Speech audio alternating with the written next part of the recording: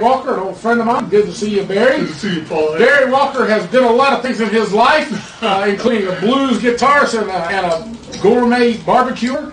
But he's one thing that has been a big part of his life for a number of years now is Irmo, 15 years on Irmo Town Council. This year, he's decided it's time for him to step up and take the reins as the mayor of Irmo. So it's good to see you this morning. Paul, thank you, and look, I'm glad to see you're up and about, and I see your surgery was a big success, and again, I'm praying for you, and thanks for having me today. Well, I certainly appreciate that, and yes, my back does feel much better already, so I give all the glory to God and a good surgeon who was guided by God. But a lot of soreness where they did the incisions, and of course that will take time to over. But I really do appreciate you being here this morning. And folks, I am not staying the whole day. I come in and do the show and then go home and rest some more. But it's good to see you. Now, the day you won re-election as a councilman, and what was that, 2 years ago? 2 years ago. You said that day, I plan to run for mayor of Irmo. Is there that many issues in the town of Irmo that you're so excited about and so adamant about that you felt like there had to be a change of leadership at the top? Well, let me tell you what. First of all, I am a restaurateur, former restaurateur, and I'm a people person. I have people that don't agree with me on everything, but I have the ability to sit down like I'm sitting down with you and listen to their point of view. So they have an opportunity to convince me to go in their direction, and I have an opportunity to convince them to come to my direction.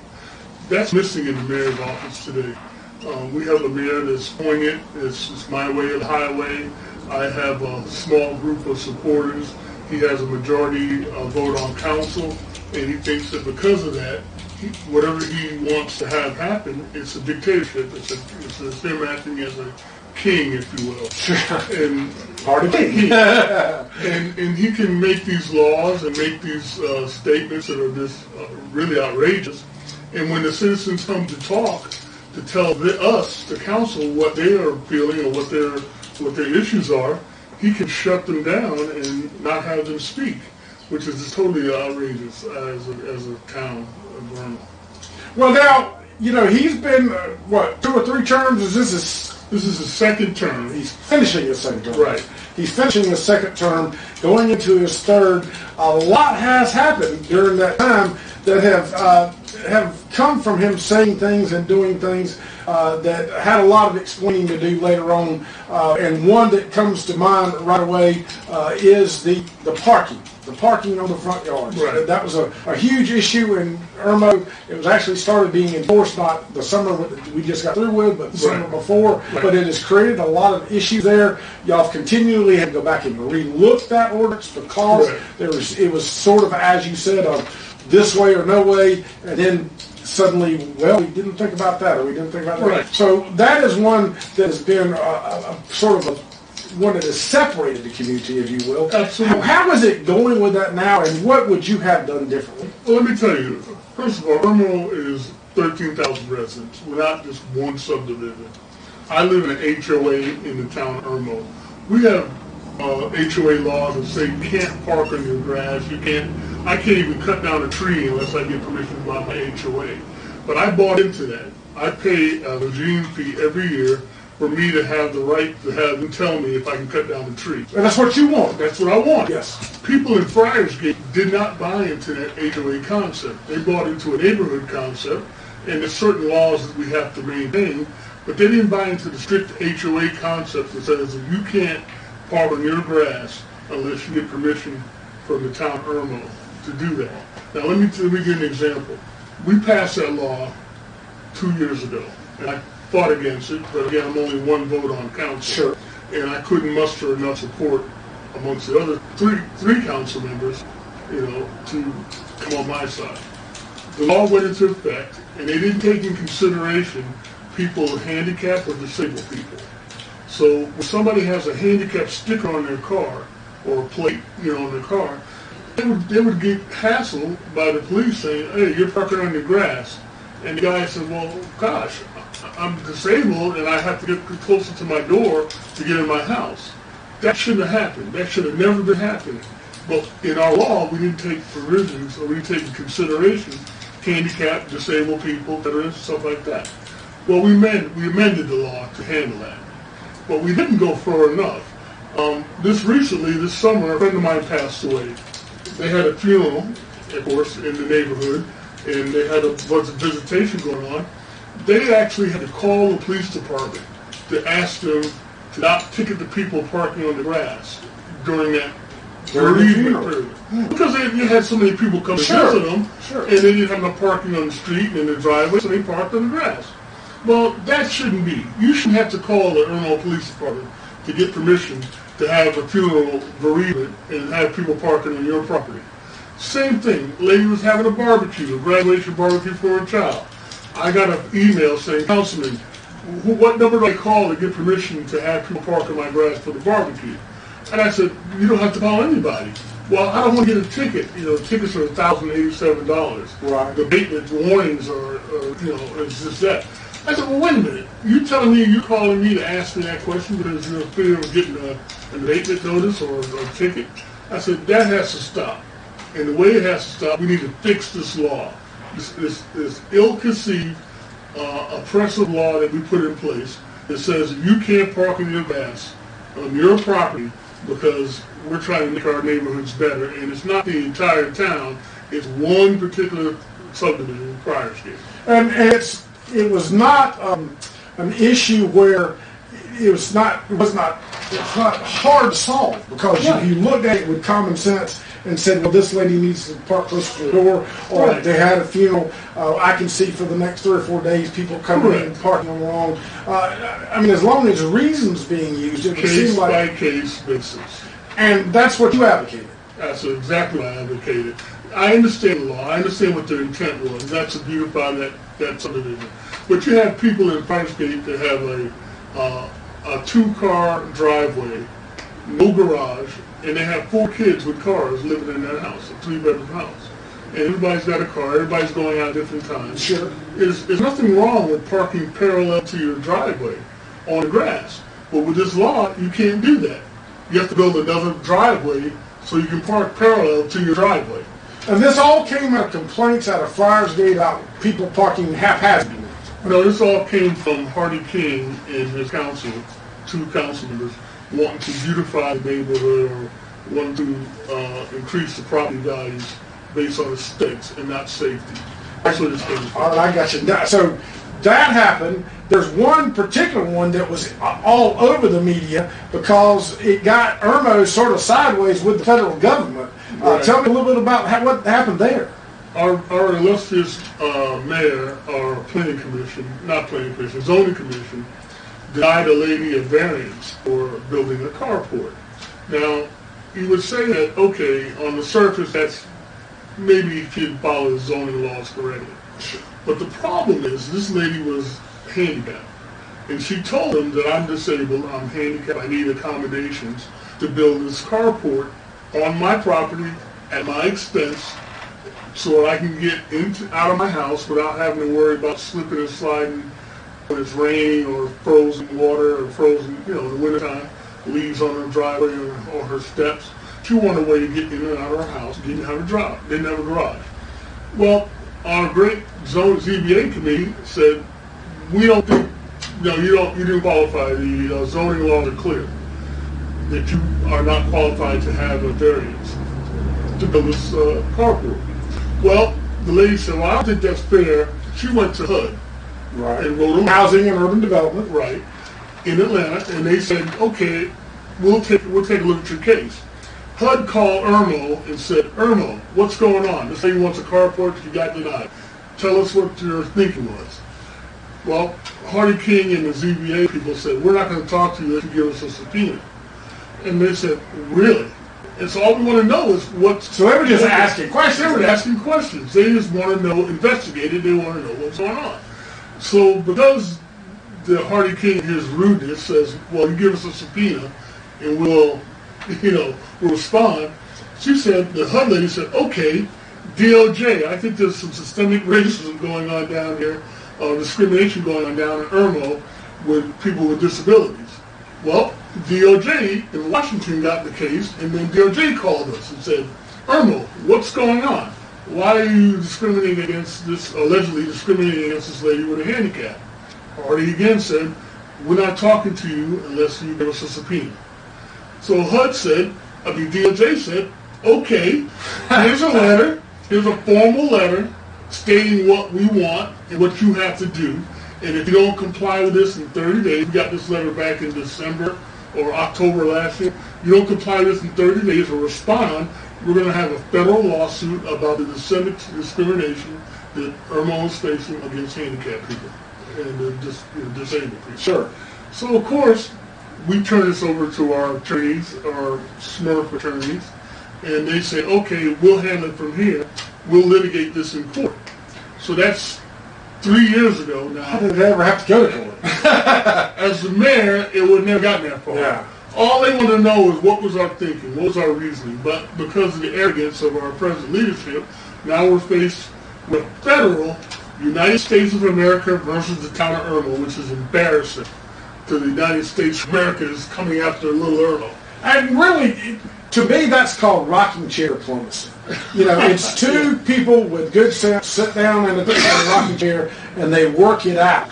And that's what I think we lack in Washington, D.C. nowadays, with all this tweeting back and forth instead of just sitting down. Come over to my house, let's have a glass of lemonade, sit down on the porch, rock the rocking chair, and we'll work this out. And it seems like that should have been handled way before we got sued. My whole campaign is based around building relationships matter. It's a slogan, and it's a true slogan because I have built relationships with a lot of people around town. You can look at my disclosure statements on the Ethics Commission. I have hundreds of people donating to my campaign because I've built personal relationships with them over the last 15 years. And because of that, my message of building relationships is resonating. You're absolutely right. I should have been able to sit down with a glass of lemonade and some peach cobbler and say, hey, here's the situation. You want this. Our zoning laws don't allow this. But how can we come to a happy medium? Can we build this carport a different way? Can we build it a different direction? Can we comply with the law but then give you what you need? That's the kind of conversation that I would have had as mayor, or I would have directed our administration to have with this lady. So it didn't have to elevate to the fact that we're getting a federal lawsuit. And the thing is, when Hardy leaves office in a couple of weeks, that lawsuit is still in place. I'm going to have to deal with it with my new council to figure out, all right, we're going to get sued. How much is it going to cost us? Is it going to deplete our savings to pay this lawsuit off? Is it going to re-rock our town to the point where we're going to lose tons of money in revenue? We have to bring back a property tax. We're going to have to bring back a millage rate. I hope not. And I fought to remove the millage rate 15 years ago. Well, you know, seeing all this happening, the mayor had over the weekend the opportunity to say in a local news source what he would do if he is reelected mayor. Right. And the first thing he said was to get rid of you. Are you that much trouble?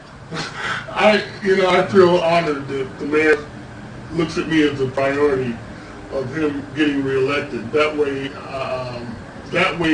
that has showed the people of Irmo where his mindset is. You know, if you're not talking about solving this DOJ lawsuit, if you're not talking about making Irmo a great place to live, but your main topic, your number one reason for getting reelected is to figure out how to remove Barry Walker, the only black councilman from the town of Irmo, off the council, then that speaks volumes for himself and what he's about. But now, is this a black and white thing? Because Irmo actually doesn't have that large of an African-American population. You've got a lot of Caucasian followers and followers of all races and colors and creeds. It's not, but I mean, last time I checked, I'm an African-American male, and I've been that way for about 58 years. I can't explain it any other way. If his only mission in life is to remove me from council. Yeah, that is seemingly very, very, very silly. What would your first mission be if you're elected?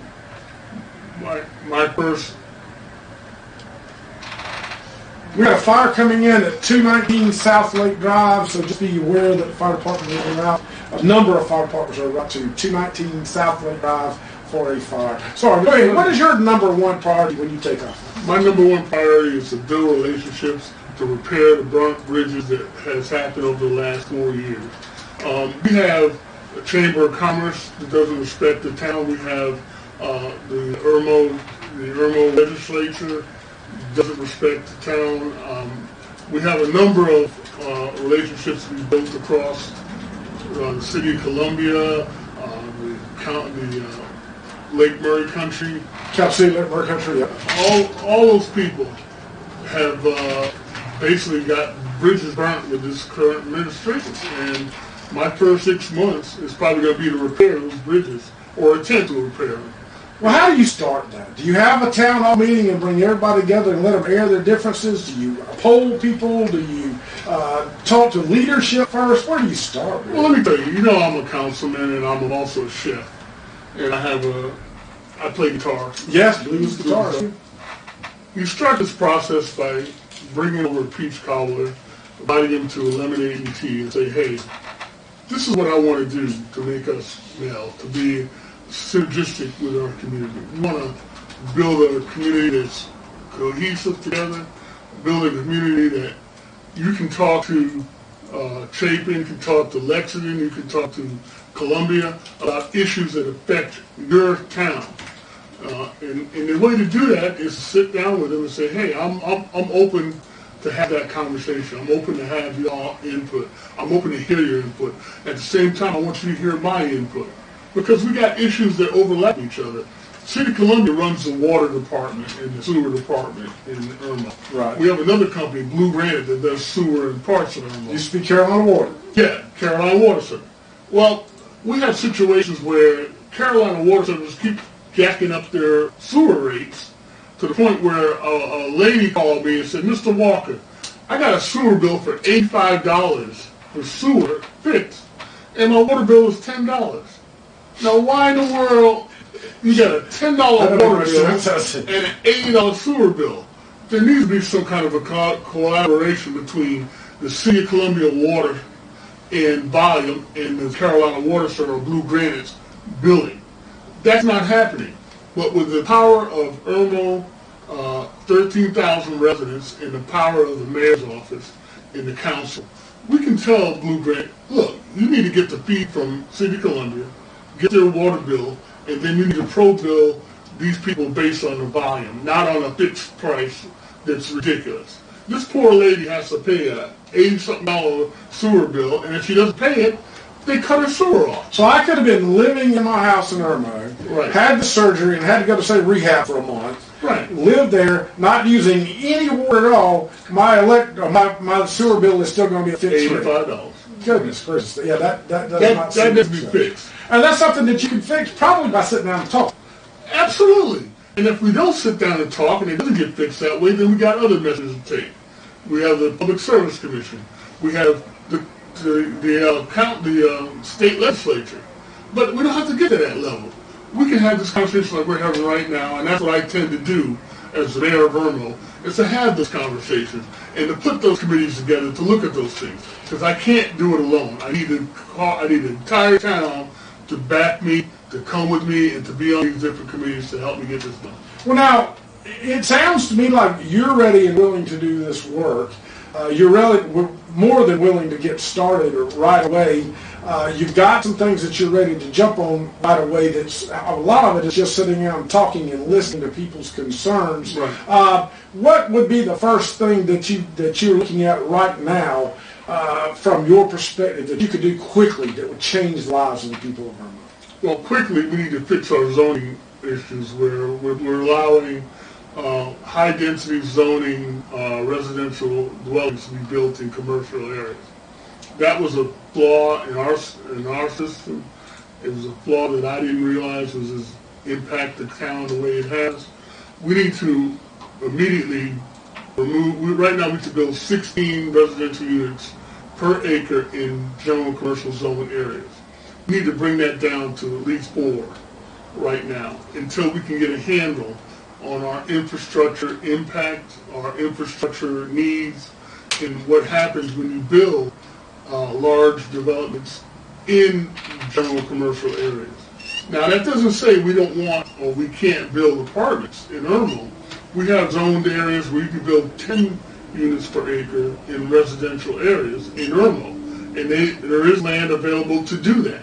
But the question is, do you want to have those apartments being built in general commercial areas, in high-density areas on Lake Murray Boulevard, for instance? Which is one of a very heavy traffic road. Right. Not exactly, certainly. Thousands of cars drive up and down that road on a normal day. During Christmas Oh, season, Lord. it's a parking lot. Yeah, it's a parking So lot. now put on top of that another 50 to 100 apartments with 2 or 3 people living in each apartment, with school buses. The impact to the infrastructure as far as the water, the sewer, the school district, even the traffic getting in and out. I mean, it's a major hit. So let me make sure I understand. It's not that you're against multifamily. No, Or the people who live in multifamily. It's just that right now, the infrastructure, meaning roads, sewer, everything else, Right. it's just not there to support a high density in one spot right now. High density in general commercial. Commercial. And the way they were looking there was in there around Piggy Park off of Lake Murray Boulevard, Right. which would have been a very dense area. That's right off of I-26, and it's already busy. People coming from Coldstream, people coming from the dam, getting on that little piece of interstate right up exit 102, and on top of it, you add another multi-apartment complex. Now, we need to get a handle on it. Yeah, I can certainly see how that's, and that way there could be multifamily, which is needed. It brings a lot of things. It brings residents there that are young, but Right. it also brings a workforce.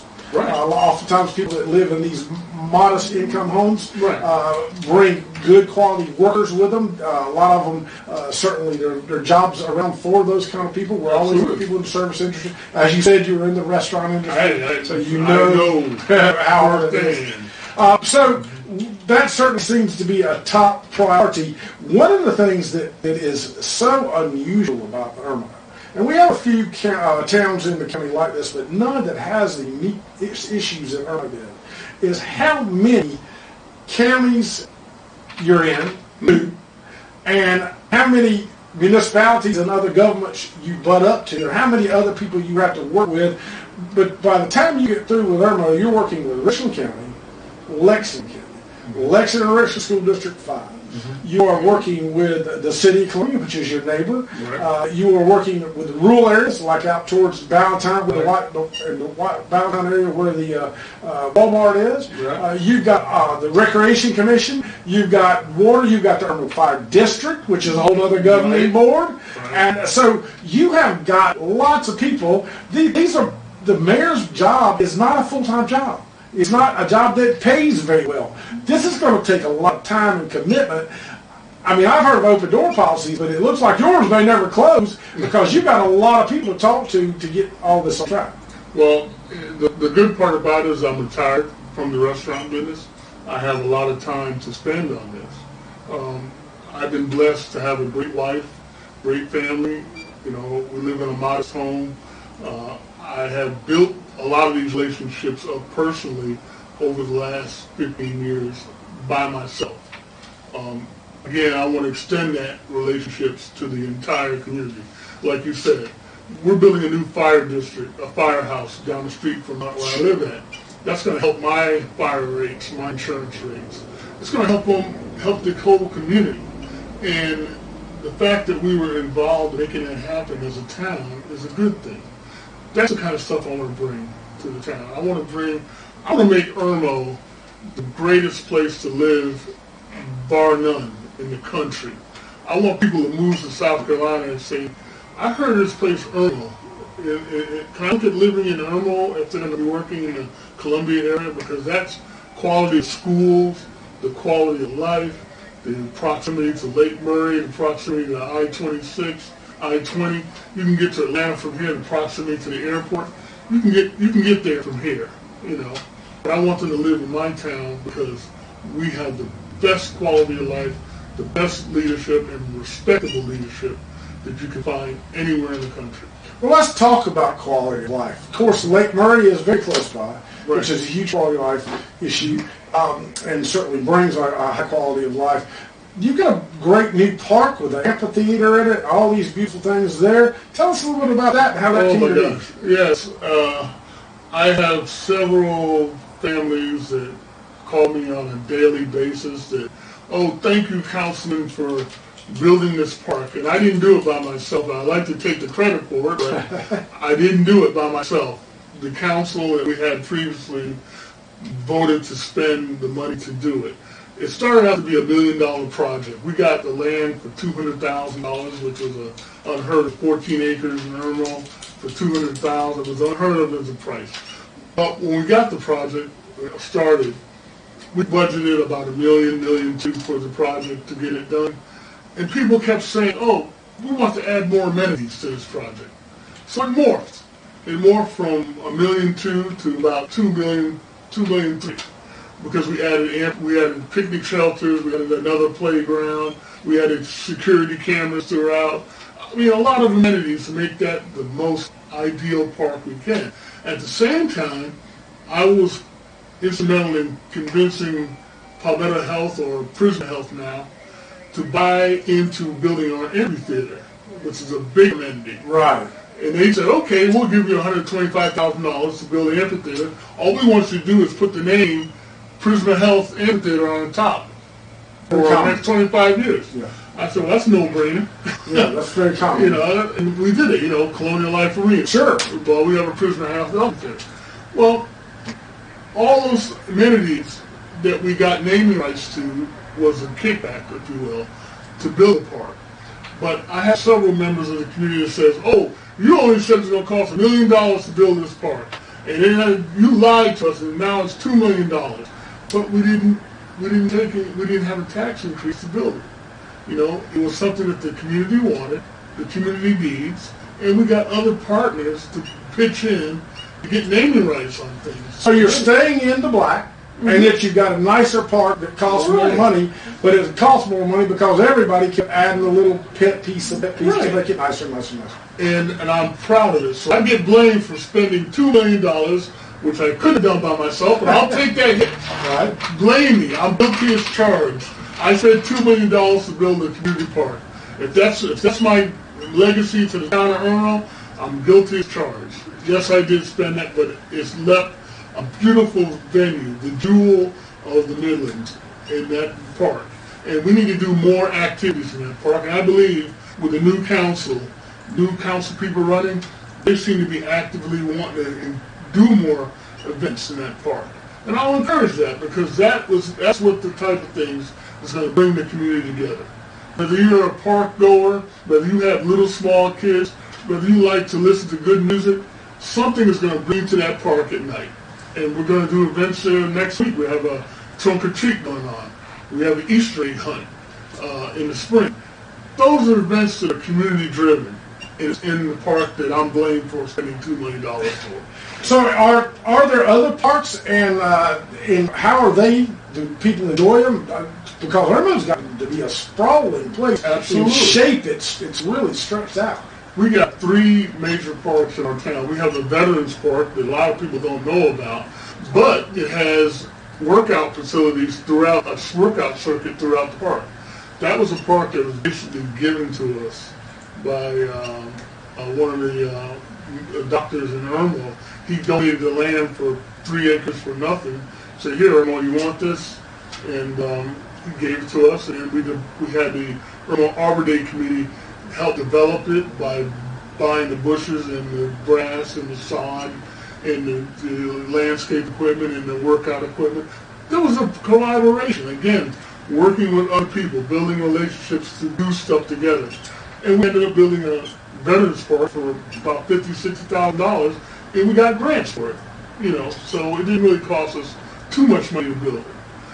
We have a town park that was there when I became on council. That is a premier venue for weddings. We have a gazebo in the middle. That's where we have our Christmas tree and our tree lighting in the town center. Into that. And we have a lot of people that come and rent that gazebo for wedding receptions and weddings. People actually get married in our park. Sure. And then we have a little church next to it, a Young Chapel AME, where they rent the church for the actual wedding ceremony, and then walk out to the park and have their reception. It was a great collaboration, a great relationship we built. And it is good to see Young's collaborating with the town. Right. That church has been there for a long, long time. Yeah.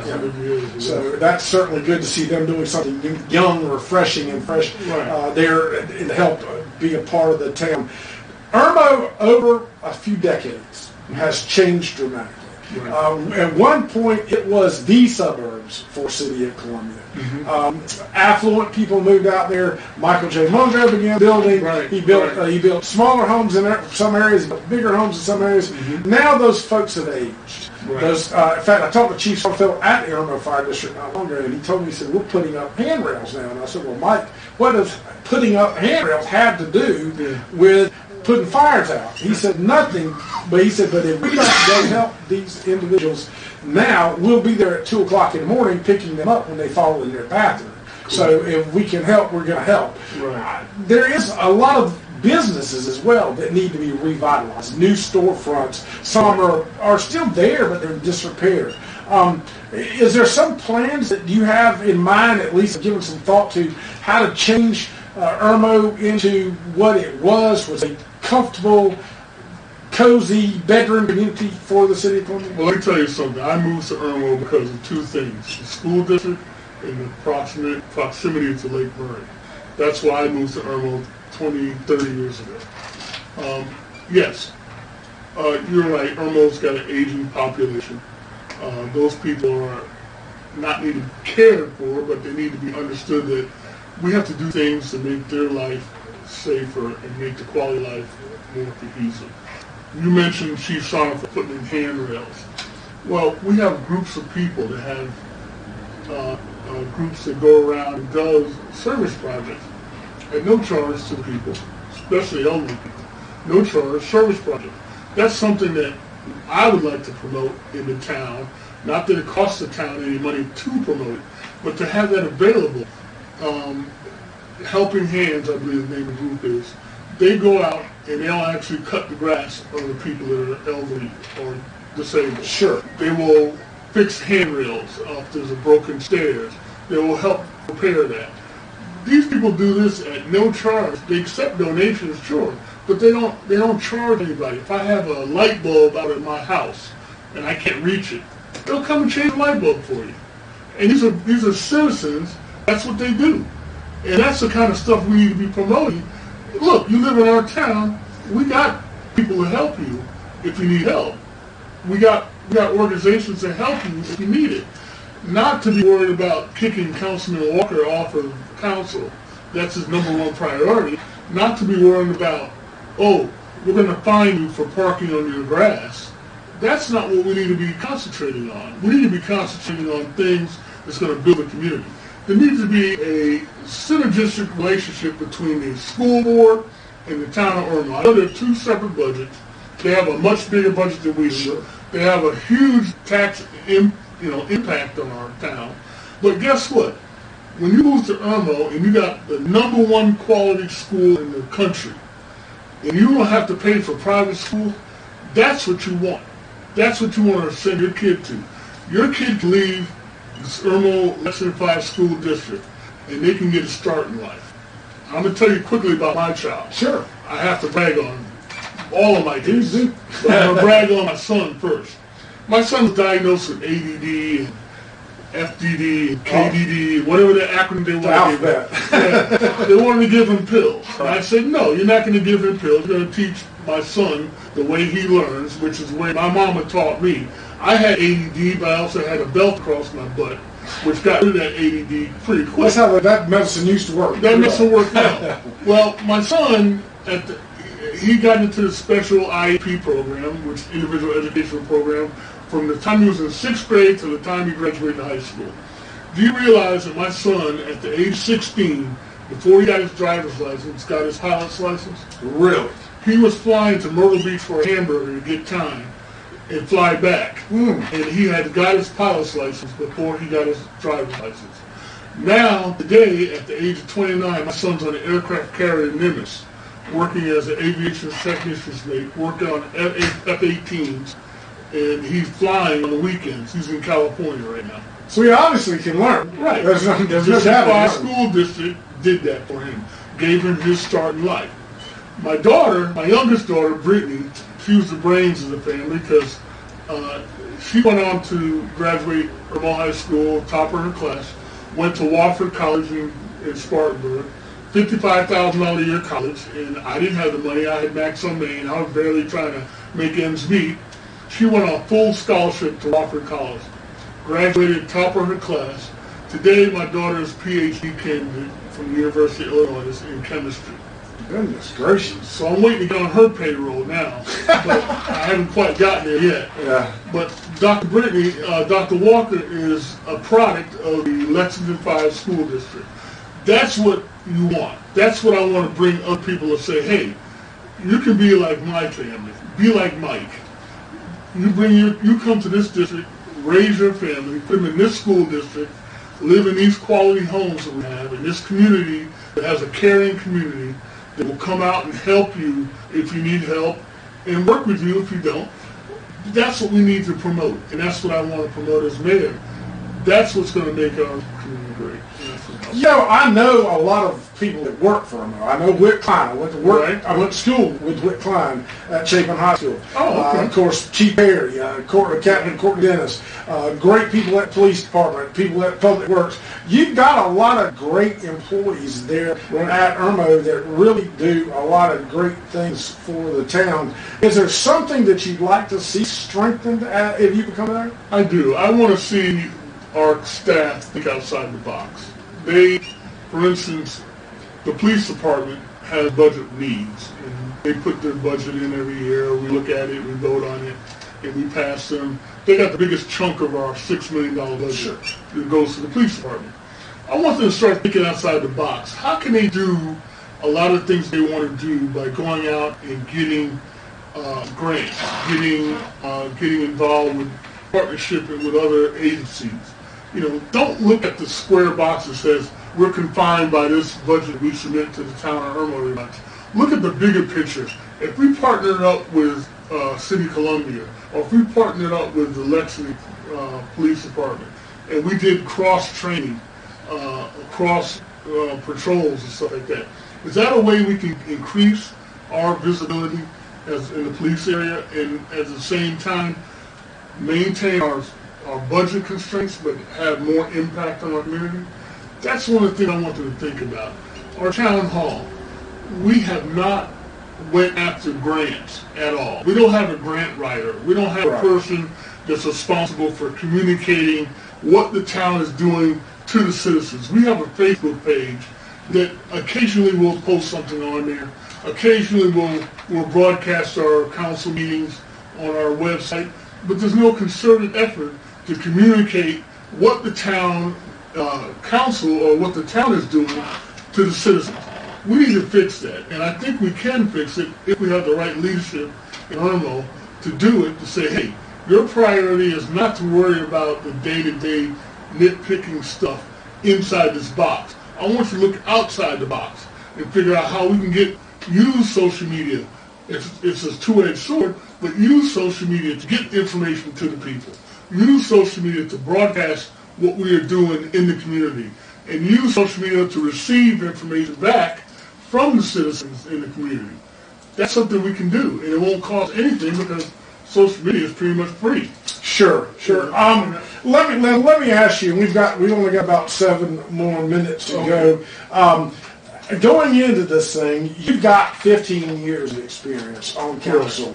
Y'all are a strong council form of government, correct? So each one of you have had the same amount of votes. It's just that he's got an alliance that has one more vote than the alliance that you have. This could actually turn this council over to the point that it votes a completely different way than it has in the past. The ones that are still there, the ones that have voted with Mayor King in the past, is that an automatic for you? I can't deal with you, or can you pick up pieces of what's left after this period of time with Hardy King being there and say, look, maybe we disagreed in the past, and maybe we felt like you were on his side and these folks were on mine. Let's all be on the same side. Well, and I'm glad you mentioned that because you're right. Right now, there's 3 people up for re-election, a mayor and 2 council people, and we have 8 people running to replace those 3 people. I am confident that my message has resonated across the community. I'm confident that on November 6th, I will be the new mayor-elect of Irmo.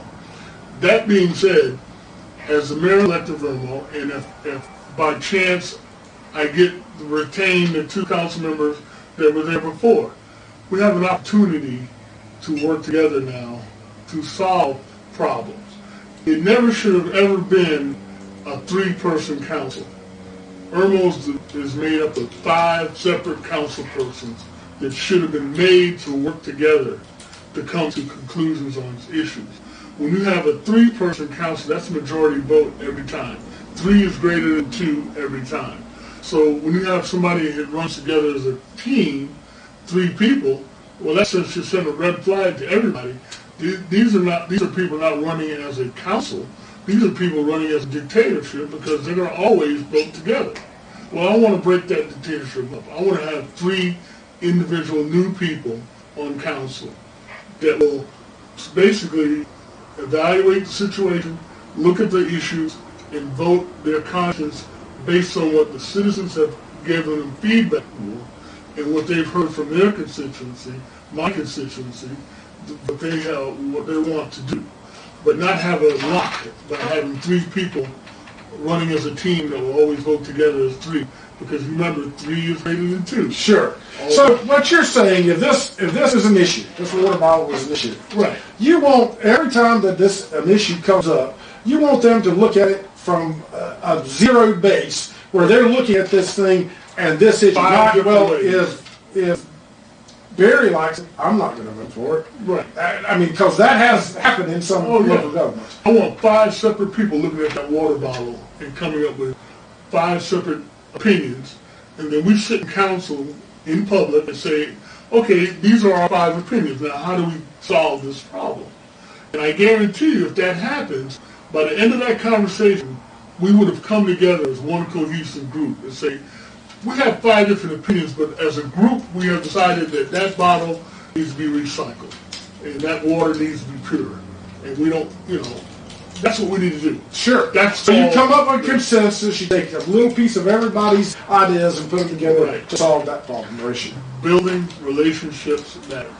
That's exactly what we got 3 minutes left, and I've heard you say a couple times, a citizen called me, a citizen emailed me. It seems like to me that that's very important with any job like you have, is constituent services. How important is that to you that when somebody calls you and says, I don't like what's going on, that you may not be able to make them feel better about what's going on, but at least you can listen to their side of it, perhaps put that into some of it, and come out with an answer that it may not always make them happy, but maybe they understand at least why we're doing things the way we're doing. I was recruited by John Gibbons, who was the mayor of Irmo for 20 years. John taught me a lot about public service. John taught me that he had a little oil change place, which was the actual extension of the town hall. He'd be there working, changing oil, and people would come in and give them their problems. John would talk to them. He wouldn't put them down. He wouldn't disparage them. We didn't have Facebook and email back then. It was a face-to-face contact. Well, I learned from John Gibbons in the sense that he taught me that having that conversation, having that face-to-face conversation with your constituents is the best way to build relationships up, to have consensus and solve problems. I do that now. Again, you may not agree with everything I do. In fact, I've been married for 35 years to the same woman. I can guarantee you that we've had knockdown, dragged-out fights in that 35 years.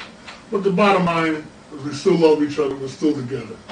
Same way with Irmo. I want to have, discussions, spirited discussions with people, but at the end of that discussion, I want to come up with a solution that we all can walk away from and go have a water or a beer. November the 5th is the election. Tell people how to get a hold of Barry Walker if they want to know more about it and what's going on. Please go to my website, www.barryformayor.com. You can contribute to that, my campaign. You can look at my platform. You can look at anything that I've said here today. And you can also email me and contact me. And for the next 2 weeks, I still have some yard signs. If you're interested in supporting my campaign and voting for me, let your neighbors know. You can go on that website and request a yard sign, and I'll bring them to you personally. But thank you, Paul, for the last interview, and thank you, Irmo, in Lexington County, for listening to me. Well, thank you for being here. This is Good Morning Lexington County, and it is time for us to go till tomorrow morning when we'll be back at 7 a.m. with all the news that is the news. Until then, we're going to say as we do every day, we love you, we love Lexington County. Good day and God bless from Good Morning Lexington.